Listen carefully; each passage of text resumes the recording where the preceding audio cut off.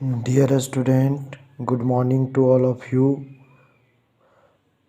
आप लोगों का हम एक इम्पॉर्टेंट क्वेश्चन का वीडियो बनाने जा रहे हैं भाई। देखिएगा थोड़ा ध्यान से।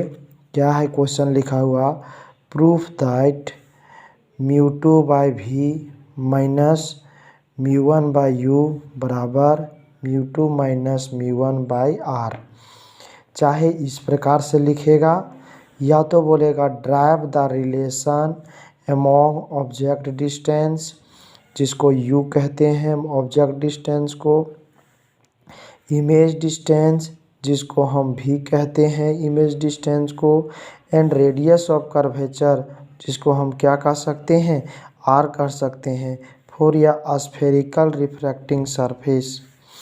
अब इसमें से दो प्रकार का रिफ्रैक्टिंग सरफेस होता है भाई, एक कॉन्वेक्स होता है और एक कॉनकेव होता है। तो हम केस 1 करके निकाले हैं, केवल निकाले हैं भाई कॉनकेव के लिए। किसके लिए निकाले हैं? कॉनकेव के लिए निकाले हैं भाई। तो कॉनकेव के लिए हम निकाले हैं, देखिए कैसे निकालेंगे। आप किसी भी के लिए निकाल सकते हैं, कॉनकेव के लिए और कॉन्वेक्स के लिए। यहाँ ज़रूरी ये नहीं लिखना है कि कॉनकेव के लिए निकाल रहे हैं या कॉन्वेक्स के लिए निकाल रहे हैं, है ना। ये आप नहीं भी लिखिएगा ये लाइन को, ऊपर वाला लाइन को, तो चलेगा। कॉनकेव के लिए लिख रहे हैं या कॉन्वेक्स के लिए लिख रहे हैं वो कोई ज़रूरी नहीं है। आगे हमने लिखे हैं भाई, क्या लिखे देखिएगा। एक हमने स्फेरिकल रिफ्रैक्टिंग सरफेस लिए, एक स्फेरिकल क्या लिए, रिफ्रैक्टिंग सरफेस लिए, स्फेरिकल रिफ्रैक्टिंग सरफेस लिए। एक मीडियम का नाम म्यू1 है और एक मीडियम का नाम म्यू2 है, जिसको बोले डेंसर और एक को बोले रेरर। इधर आपका डेंसर है और इधर आपका क्या है, रेरर है। आई के ओ के साथ एंगल माने अल्फ़ा अपने मन से, एक बीटा माने हैं और एक गामा माने हैं भाई। फिर देखिएगा आई इंसिडेंट एंगल के साथ, ये हुआ था मेरा नॉर्मल और ये हुआ रिफ्रैक्टेड एंगल। देखिएगा आगे लिखे भाई, कंसीडर या पॉइंट ऑब्जेक्ट वो is kept on the principal axis of refracting surface. एक रिफ्रैक्टिंग सरफेस के प्रिंसिपल एक्सिस पे हम वो पॉइंट के ऑब्जेक्ट को रखे हैं। या real image I is formed due to refraction of light as shown in the figure, कि एक ऑब्जेक्ट को माने हैं पॉइंट वो पे जिसका इमेज बना आई पे, जैसा कि फिगर में दिखाया गया। हम लोग के पास है लगभग बराबर है ओ पी डैश, यहाँ एम यहाँ पी डैश अपने मन से माने हैं। ओ पी डैश लगभग बराबर होगा ओ पी का, और ये साइड का दूरी हम लोग क्या लेते हैं, नेगेटिव लेते हैं। फिर आई पी डैश लगभग बराबर होगा किसका, आई पी का, जो भी के बराबर होगा। सी पी डैश लगभग बराबर होगा सी पी का। देखिए सी पी डैश लगभग बराबर होगा सी पी का।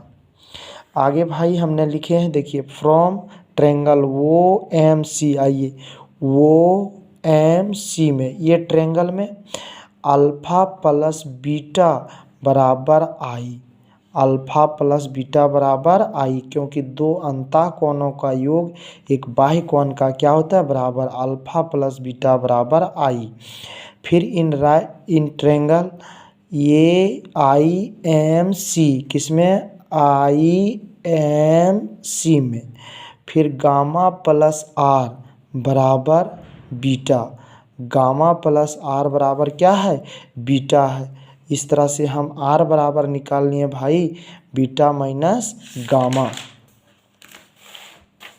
अब देखिएगा भाई लोग, स्नेल्स लॉ से म्यू1 साइन आई बराबर म्यू2 साइन आर, क्योंकि स्नेल लॉ बराबर जानते हैं भाई साइन आई बराबर होता है, sine i by sine r बराबर होता है म्यू2 बाई क्या चीज़, म्यू1। तो ये दोनों को क्रॉस मल्टीप्लाई करेंगे भाई लोग, तो म्यू1 साइन आई बराबर म्यू2 साइन आर। म्यू1 का म्यू1, आई का मान अल्फ़ा प्लस बीटा, म्यू2 का म्यू2 साइन बीटा माइनस गामा। देखिए आर का मान वहाँ से रखे भाई, फ्रॉम फिगर। आप लोग फिगर के पास चल जाइए, टेन अल्फ़ा बराबर, फिगर के पास चल जाइए।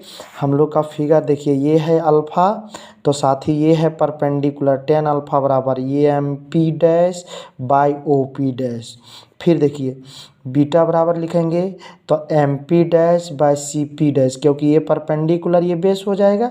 फिर देखिए इसमें लिखेंगे तो M P dash by I P dash, gamma के लिए लिखेंगे। देखिए यही हम लिखे हैं भाई, आप लोग फिर वहाँ देखिएगा, टेन अल्फ़ा बराबर M P dash by O P dash. आप लोग फिगर देखिए, M P dash by O P dash, beta बराबर M P dash by I P dash. यहाँ क्या होगा दोस्त, आई पी डैश होगा।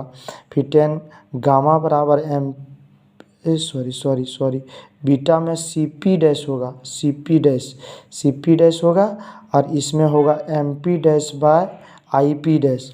चूँकि alpha beta gamma very small था, इसलिए अल्फ़ा बराबर M P dash by C P dash, beta बराबर M P dash by C P dash, gamma बराबर M P dash by I P dash. क्यों? क्योंकि ten और साइन को हटा सकते हैं ना, कब? जब एंगल छोटा रहता है तो फ्रॉम इक्वेशन थर्ड। अब इक्वेशन थर्ड ये मेरा था, अब साइन को भी हटा सकते हैं, साइन हट गया, इसमें भी हटा दिए, इसमें भी हट गया।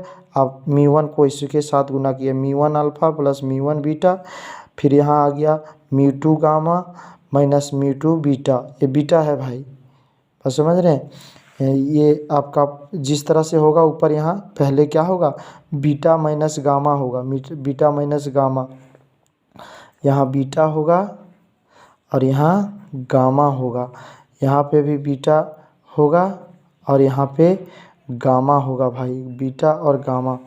अब देखिएगा यहाँ पे क्या किए हैं, इसके बराबर M P dash by O P dash, M P dash by C P dash. कहाँ से?